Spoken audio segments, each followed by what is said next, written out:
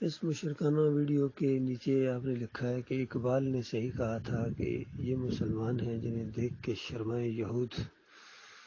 آپ کی اطلاع کے لیے اقبال صاحب خود بھی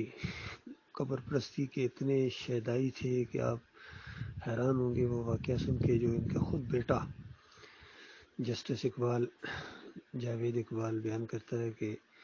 میرے والد صاحب نظام الدین کی مزار پر مجھے لے کے گئے جب میں دوڑنے پھرنے کے قابل ہوا، تو اس کے بعد وہاں جا کے اتنے روئے، پتہ نہیں کیوں اتنے زیادہ روئے۔ جسٹس صاحب کو یہ معلوم ہی تھا کیوں اتنے زیادہ روئے، کیونکہ وہیں تو منت مانی تھی، وہیں تو کہ بیٹا پیدا ہوگا تو جب چلنے پھرنے کے قابل ہوگا تو یہاں لے کے آؤں گا۔ تو اس طرح یہ قبر پرست تھا ہمارا یہ پاکستان کا منصوبے بند علامہ صاحب۔ اور اتنا مشرکانہ شعر اس نے لکھا ہے اپنے شاعری کے اندر کہ کہتا ہے قوت قلب و جگر گردد نبی، از خدا محبوب تر گردد نبی، کہ جگر اور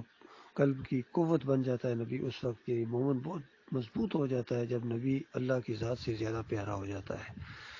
اور اس مشرکانہ اور کافرانہ زندیقانہ شعر کی حمایت کرتا رہا پوری زندگی یہ ڈاکٹر اسرار، یہ علامہ اقبال کا بندہ، اور کہتا رہا کہ یہ بالکل ایسا ہونا چاہیے، ایسا ممکن ہے، کیونکہ بظاہر تو نبی کو لوگوں نے دیکھا ہے، اللہ کو کس نے دیکھا ہے، تو نبی جو ہے وہ زیادہ یعنی اوپر ہے، اور اس طریقے سے نبی سے جب محبت ہوگی تو اللہ سے خود ہی ہوگی، اس انداز سے یعنی اس میں تشریح کی اس بے ایمان نے، اس مفکر نے۔ سارے یہ ایک کشتی کے مسافر ہیں، یہ مودودی ہو یا ڈاکٹر اسرار ہو، طاہر القادری ہو، کہتا ہے اکے یعنی اللہ اور نبی اکے، ایک نو جو دوجا کر جانے او کافر تھے مشرک کے۔ اس طرح اس نے قافیہ ملایا اپنے دماغ کے مطابق، مشرکانہ دماغ سے۔ یہی چیز طارق جمیل اسی طریقے سے دعائیں مانگتا ہے، واسطے وسیلے کے ساتھ پکارتا ہے نبی کو۔ تو اسی طرح دیوبندیوں کا یہی حال ہے، تقی عثمانی، اس کے اوپر قاسم نانوتوی، پھر یہ محمود الحسن، شبیر احمد عثمانی، قرآن کے پہلے صفحے کے اوپر شرک کا انجیکشن دیا۔ یا کا نابود و یا کا نستعین کا اتنا مذاق عمران خان نے بھی نہیں اڑایا ہوگا، بہرحال اس نے بھی بہت زیادہ اڑایا ہے، لیکن پھر بھی اس کو جو بنیاد فراہم کی ہے وہ محمود الحسن نے کی ہے، اتنا بڑا عالم دیوبندیوں کا۔ کہتا ہے اللہ کے مقبول بندوں کو خالص واسطہ رحمت الہی سمجھ کر اگر پکارا جائے مدد کے لیے تو یہ یا کا نعبد و یا کا نستعین کے اندر آتا ہے۔ اندازہ لگائیے، ساری توحید ختم اور شرک کو بنیادیں مل گئیں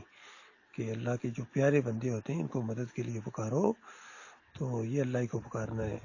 اور بھائی مانو بتاؤ پھر مشرکین مکہ کا کیا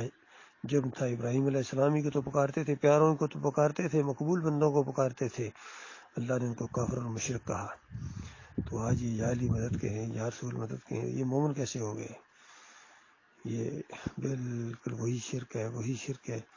اور یہ اسی وجہ سے آج مسلمانوں کو مار پڑ رہی ہے، ذلت اور خواری ان کے ساتھ، ایٹم بم ہونے کے باوجود، بہترین فوج ہونے کے باوجود، دنیا کی بہترین ایجنسی انٹیلیجنس ہونے کے باوجود، ذلت اور خواری ان کے ساتھ سے ایسی چمٹا دی گئی ہے کہ رکنے کا نام نہیں لے رہا، اللہ کا کوڑا جو ان کے اوپر برس رہا ہے۔ للہ توبہ کرو، معافی مانگو، ایمان خالص کی طرف واپس لوٹو، ظالمو، شرک کی وجہ سے تمہارے ایمان بالکل برباد ہے، اعمال برباد ہو جائیں گے۔